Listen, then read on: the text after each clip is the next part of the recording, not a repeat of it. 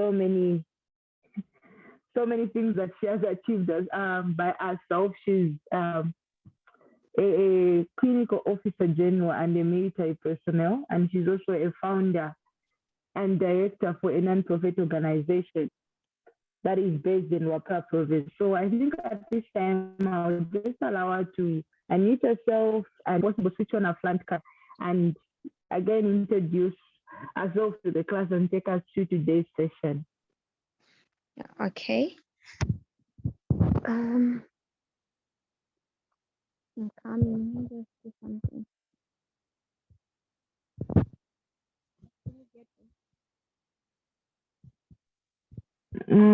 You're kind of faint. Are you able to get me now? Yes, perfect. Okay. Okay. Welcome everybody. My name is Patricia Chavala. I'm from Zambia and I'm a clinical officer by profession, and I'm also a military personnel. I'm 23 years old, and before we begin this presentation, I just want to say thank you for this great platform that you've given me. Trust me, it's a great opportunity. I'm really grateful. And thank you to all the powerful women who are around. I mean, it's very much of a great sacrifice to be here. All people have a lot of things to do. So we'll begin our presentation. Am I audible? Yes, you are audible. Okay, thank you so much. So today's bone of contention is integration of menstrual health into sexual and reproductive health rights, policies, and programs. I'm pretty sure this is it, right? Okay, Yes, it so is. before we enter into the nitty-gritty of this presentation, I just want to define certain terms that we'll be playing with, or the terms that will be, handling. So the first definition that we're going to deal with will be the definition of sex. What is the meaning of the word sex or sexual orientation? Sorry, So this. is it okay if you can share your PowerPoint since we can't see you? Oh, okay. Right Because I've now. made you my I don't know if do you know how to share like PowerPoint via Zoom? Because I've made you my host. There's the share content button just Okay. below. I don't know if you're using your phone or a laptop. Okay, maybe I At least can. people can Okay, let read me just go somewhere where you can see me, so that I just switch on Yes. my camera. We normally That's prefer okay. seeing our yes. Yes. Yeah, I get it. No, let me do that actually. Let me just move somewhere.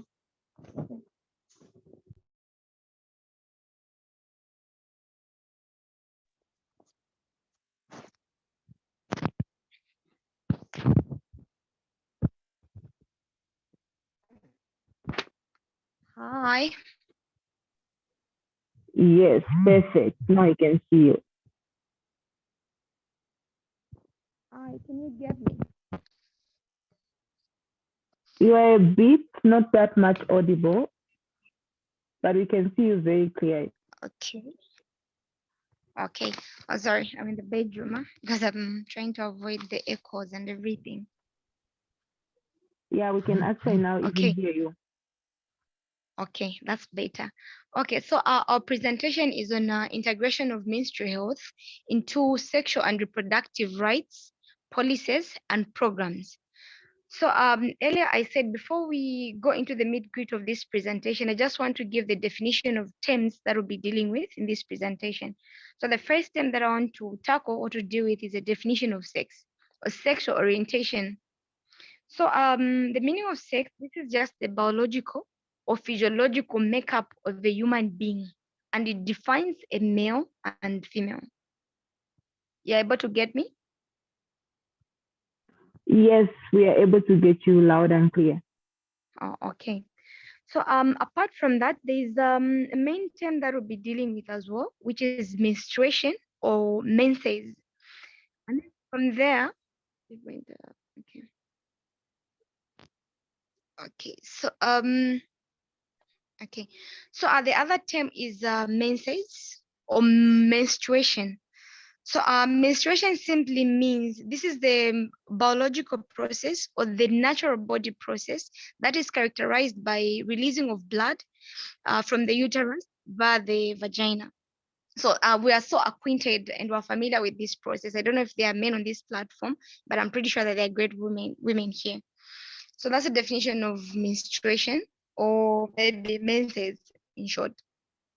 And since we're dealing with rights that has something to do with reproductive and menses, we're also going to define what rights are or human rights are. And then from there, we'll also discuss the rights in relation to reproduction and also menstruation. Then from there, menstrual health to or into sexual and reproductive health and the importance and also the policies that are there that have been placed or put in place in order to achieve menstrual health and social and reproductive health. Okay. So we already defined what sex is, which is the biological and physiological makeup of a human being, and it defines a male and female. And then from there, menstruation, we say this is just a natural body process that is characterized by releasing of blood from the uterus via the vagina. Are we together? And then the other definition that I would want us to concentrate more on is the definition of menstrual health, because that's what we're talking about here. So menstrual health, this is just a complete physical, mental, and social well-being. Are you able to get me? Yes, we are able to get you loud and clear. Okay, thank you. So that's a definition of menstrual health. So we've said this is the state of complete physical, mental, and social well-being, and not necessarily the absence of infirmity or disease. And then from here, women and girls who are involved or are menstruating, they should have access to freedom, respectable environment that will allow them to have a respective life in relation to menstruation, because there are times when we, like, people are shamed or they're in awkward position where they start menstruating and then they're in an environment where they're guys and everything, then they're placed in an awkward position. You get the point, right? But here we're talking about women or girls having access to freedom, a respectable environment, and then rights pertaining to the same title that we're discussing. And then apart from that, support and resources that should be put in place in order for you to have a healthy menstruation or menstrual cycle. And then apart from that, we know that it is not possible for somebody to enjoy menstrual life or menstruation if if there is no freedom and if there is no access to menstrual materials. So what we have to do right now is we need to come together, apart from the government doing all those things. Judith, Yes, you can get me clearly? yes. No, I will stop you if we can't get you, but for now we can get you very clear. Oh, okay. All right. So that's it. And then in order for us to achieve menstrual health, women and girls who are menstruating, they're supposed to have access to information, the information that should be timely, accurate, and it should also be age appropriate, because we should put in mind that we have a very big age range of people or women who are involved in menstruation. So we have girls and we also have women. So the information that should be given should be age oriented, should consider the age that the person is targeting, because we have women and girls who are menstruating. So for us to achieve menstrual health, like, people need to have access to information. Are we together? So also I was just summarizing the menstrual health. Okay. So that was the definition of menstrual health and what we're supposed to have in place in order to have menstrual health.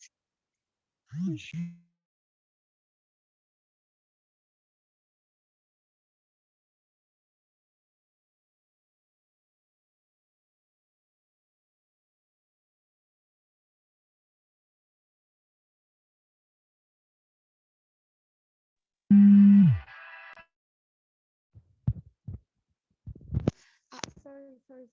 I'm sorry about that. Can you get me, Judith? Yes, we can get you. Can get you. I'm so sorry. I still for someone. Okay. So we've said that in menstrual health, a person should be in order to provide that or to achieve that washrooms and also rights and freedoms that are allowing them to be in a better position or better environment in order for them to enjoy that phase in life, right? And then after defining menstrual health, we're also going to define what sexual and reproductive health is. So in reproduction, when we hear reproduction, we're talking about producing offsprings, right? And then in this, we're talking about state of complete physical, mental, and social being in matters of reproduction. Are we together? Or maybe in matters of producing offspring. So achievement of sexual and reproductive health, it relies on menstrual health. If we can't have a sustainable or successful menstrual health, we can never have sexual and reproductive health.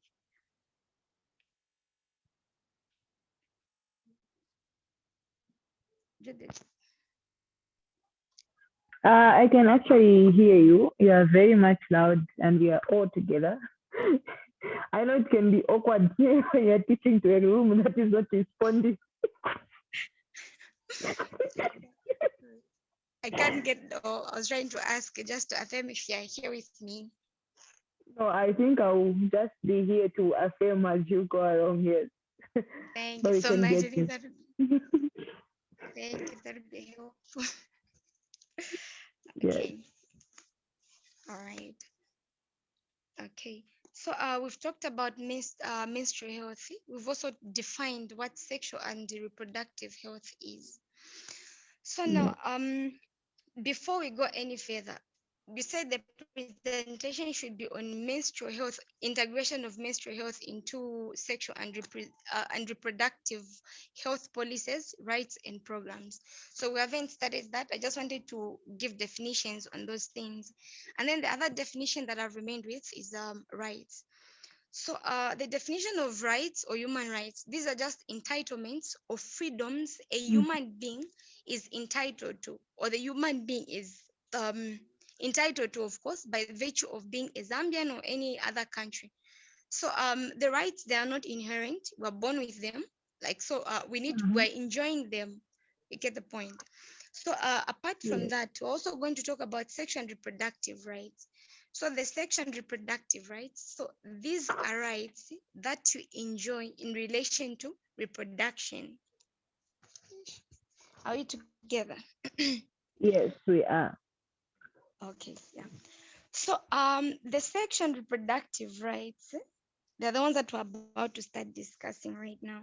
Okay, so according to Human Rights Commission in collaboration with Yes. United Nations Population Funds and Women Law in South Africa, this team, they conducted an assessment on sexual reproductive health rights status. So the reason why they conducted an assessment on the sexual and reproductive health rights was to assess the commitment of different countries and governments to all these policies that are here.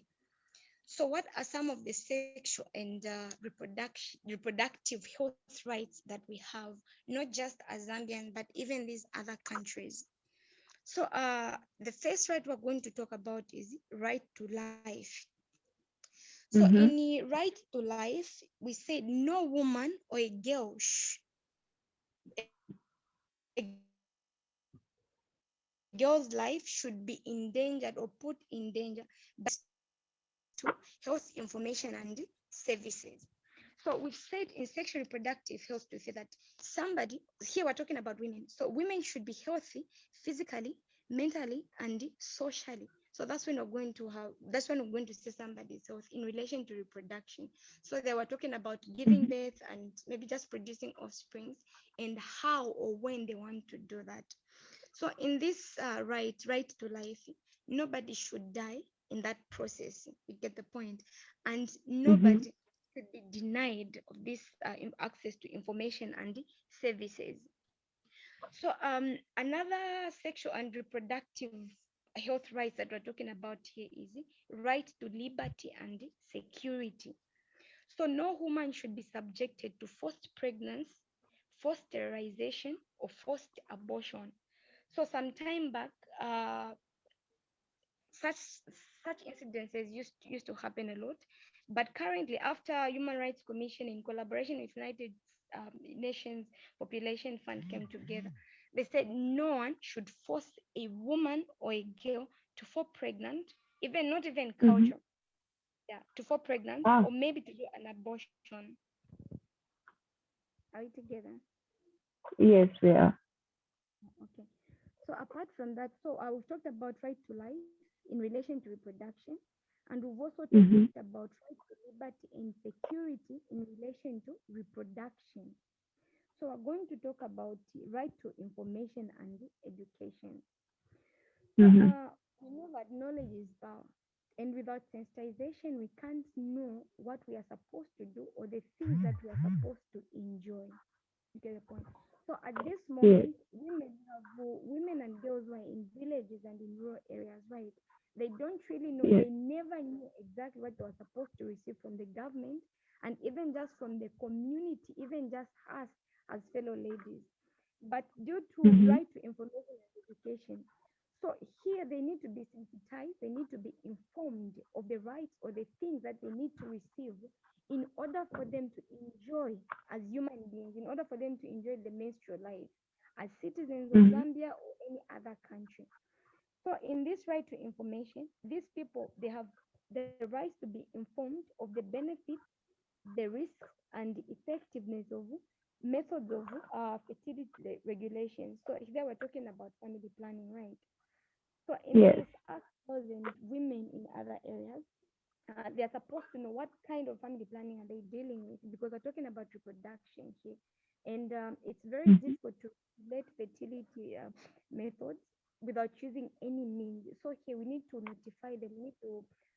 We need to address them about the types of family planning that we have, how they're supposed to get them, how they can access those services. And then after that, so we're doing this sensitization so that they can give their consent. Their consent should be informed and free. We're not supposed to force them. Mm-hmm.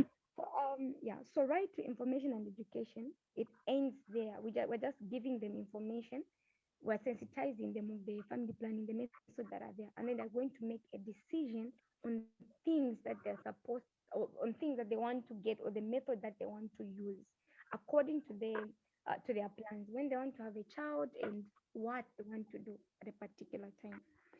So apart from that, right, we're also talking about ensuring health lives and promoting well-being for all ages.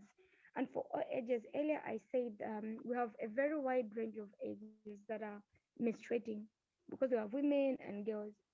So in here, Yes. we're promoting well-being for everyone, not just girls, but even women. You get a point. So in this, we need to provide things according to age because there is no way you can do cancer screening in those people who are not sexually active or who've not attained menarche. You get the point. Mm-hmm. Yeah. So those health activities we're offering them according to the age or according to the people that we're dealing with. So this is the right of every girl and women who are involved. And then we've talked about the sexual and reproductive health rights. We haven't exhausted everything, but these are just some of them and the most important ones. So, apart from that, having discussed the definition of menstrual health, definition of sexual and reproductive health, the rights. So, we're going to talk about the integration now of menstrual health into sexual reproductive health. So, Yes. before we begin that, we're going to define what integration is, or we're going to talk about or discuss what integration is. So, integration simply means act of bringing together smaller components or small systems into a single big system system that can function as one. So we earlier said it is not possible for somebody to be reproductive without attaining menarche or menstruation. So Mm-hmm. in order for us to enjoy the sexual and reproductive health rights, that person should first attain menstrual health. You get the point? So these two, they're interdependent and interrelated. So there's no you can enjoy one and leaving out the other one. So Human Rights Commission and United Nations Population Funds, also women law, Mm-hmm. they came together and combined these two components into one system that is going to function as one system. So integration simply means bringing smaller components together to make one big system, and it's going to function as one system.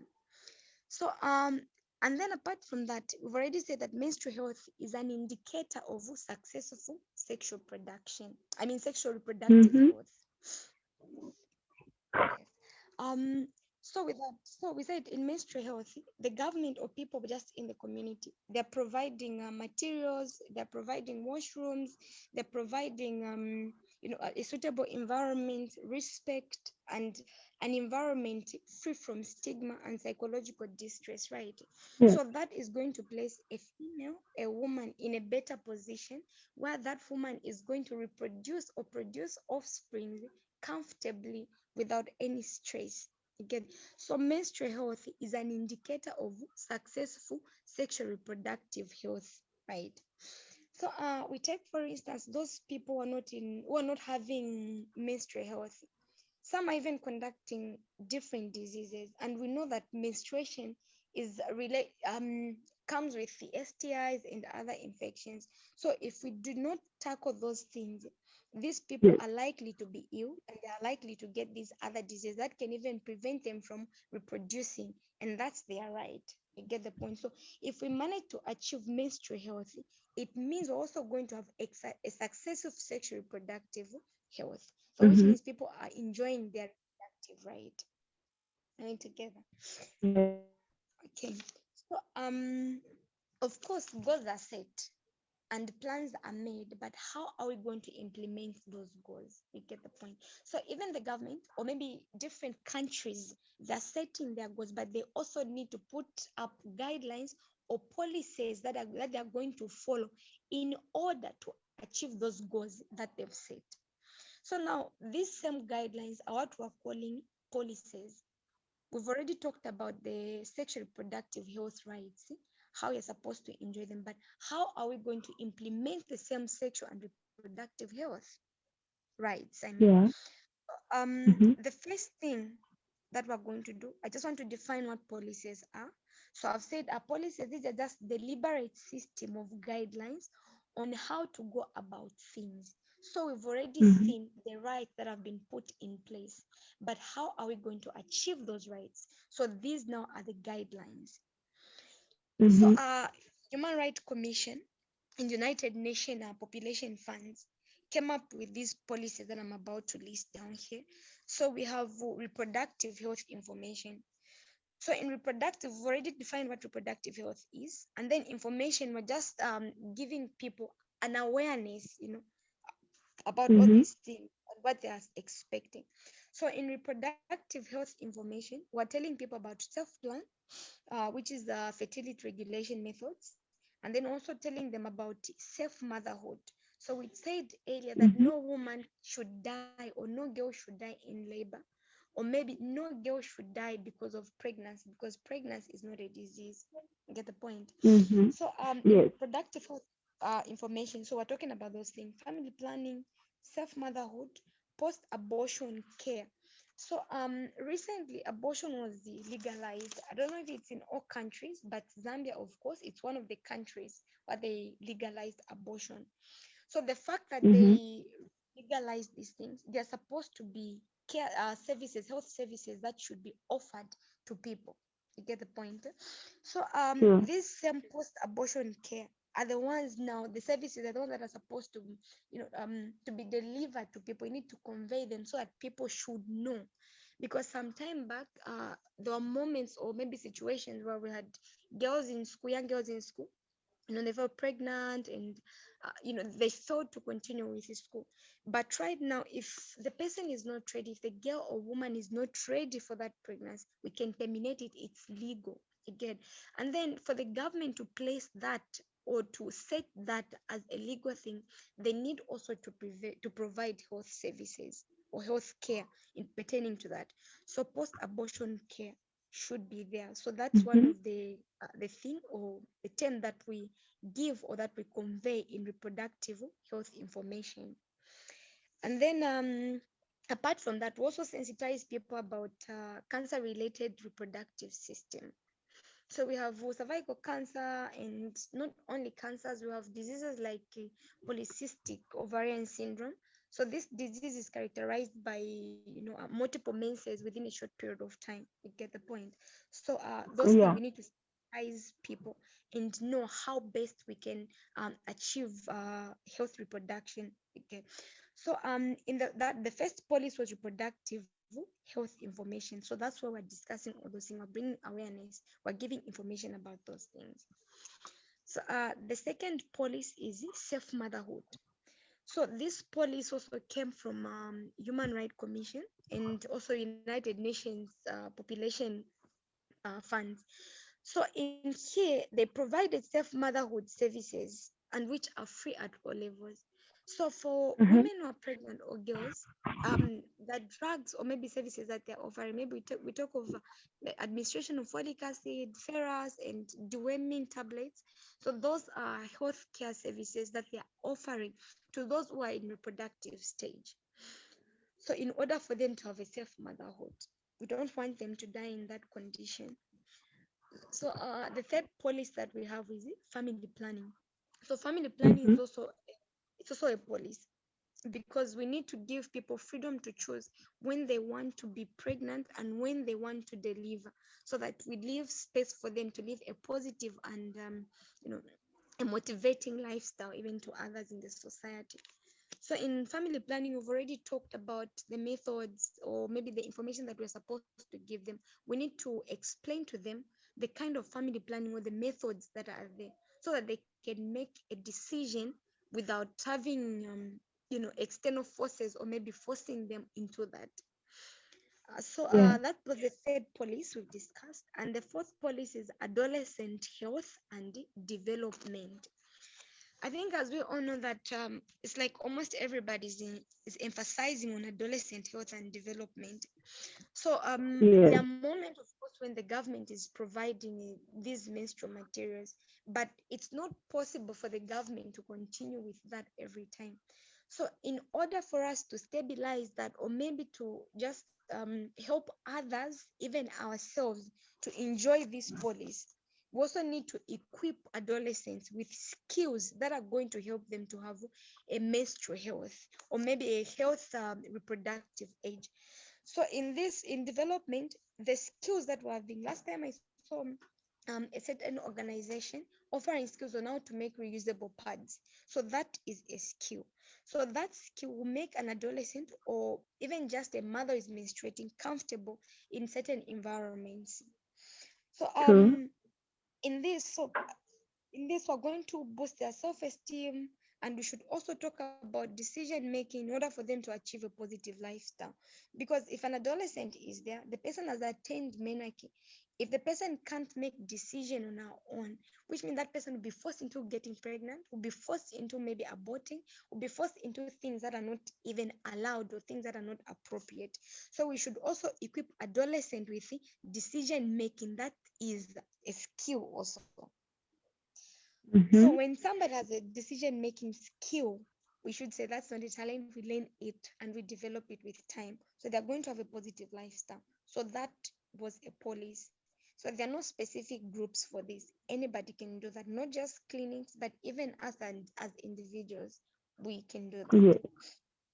Yes. Another policy that we're discussing is STI, HIV, and AIDS. So earlier we said menarche or menstruation comes with the STIs most of the time because women are usually active on that stage. So Mm-hmm. initially you find that even just the number of adolescents with HIV, it's increasing day by day. Okay, so in order to just prevent that, or maybe reducing or cushion that situation, government put in place preventive measures. So you just come, people do the screening and everything. They give preventive measures.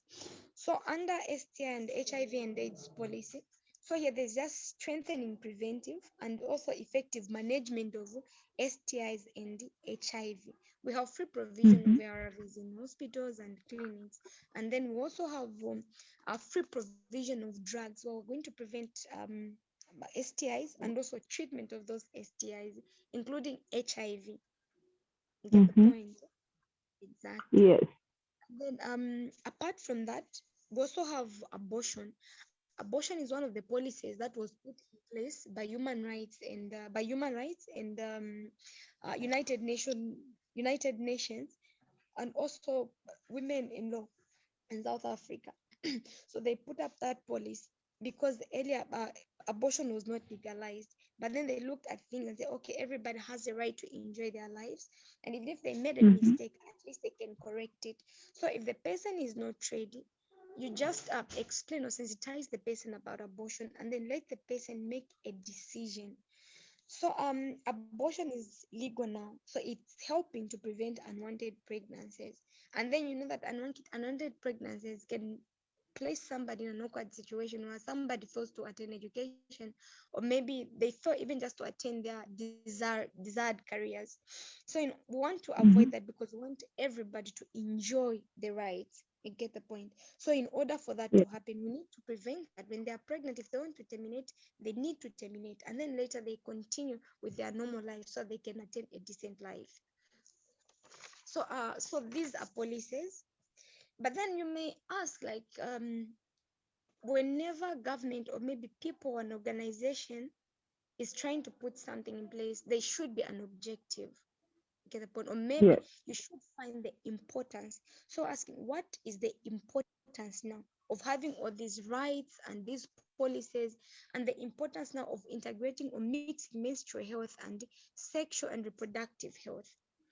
So earlier we said human rights should be enjoyed by everybody, regardless of the race, skin color, and educational status.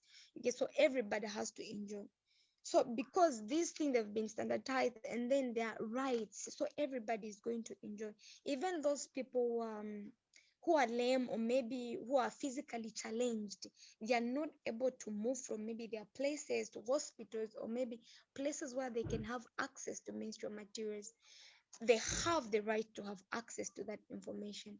So people will just be moving and then sensitize them and offering services that they can offer. So that's Mm-hmm. it is very much important for all these things, to reach even population that are in rural areas, because they need to be protected as well. They have the right to live a positive life. They have the right to attend their education and a decent life. um yeah. So Yeah. this marks the end of my presentation. But before we close, I don't know if there are any contribution or questions that we have. Maybe anything that anybody would love to add. I think I'm gonna allow people. Grace, Anna, do you have any questions that you might want to ask before I ask my own? So if you have any questions, you can just unmute yourself and ask. Grace, I saw your mic unmuted. Feel free to ask. Okay, so there's no questions from my end. I don't know if Anna has any questions.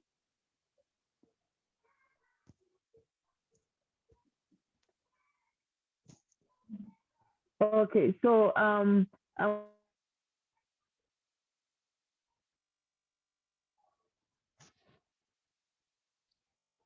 Hello, Judith, are you there? Hello?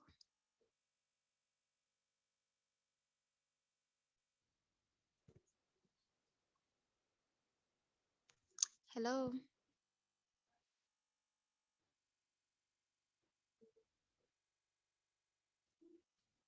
Judith?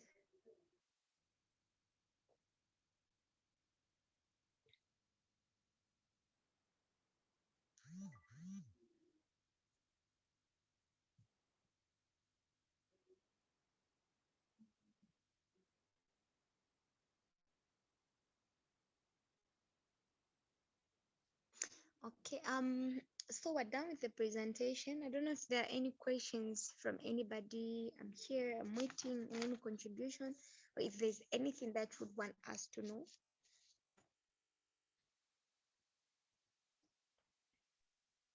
Hi, this Hi, is Hannah. Hannah. Thank you so much for this presentation. It was very straight to the point and informative. And yeah, I learned so much about sexual reproduction and how it goes along with menstrual health. So thank you so much. All right, thank you so much, Hannah. Too. You're welcome. Mm. Hello, Hannah, are you there? Oh yes, I'm here. Oh, okay.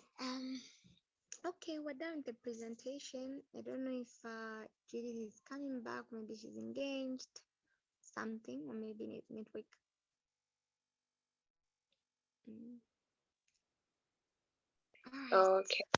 All Okay, right. thank Thank you you. so much for this platform. Thank you. Good night.